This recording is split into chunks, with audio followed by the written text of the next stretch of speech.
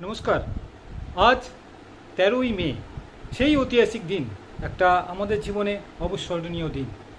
আজ এই দিনে বাংলার মাটিতে দ্বিতীয় স্বাধীনতা ও নতুন আলোয় প্রথম রশ্মি ফোঁটা সেই ঐতিহাসিক দিন।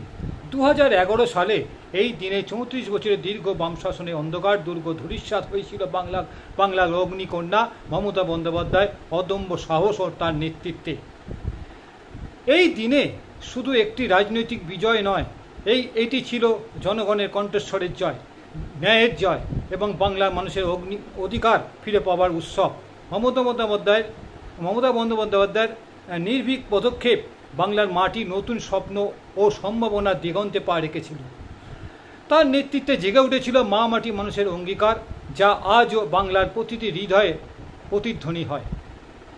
শুধু আসুন এই দিনটিতে আমরা ঐতিহাসিক মুহূর্তকে স্মরণ করি, যখন বাংলার নতুন করে শ্বাস নিয়েছিল, নতুন করে স্বপ্ন দেখেছিল।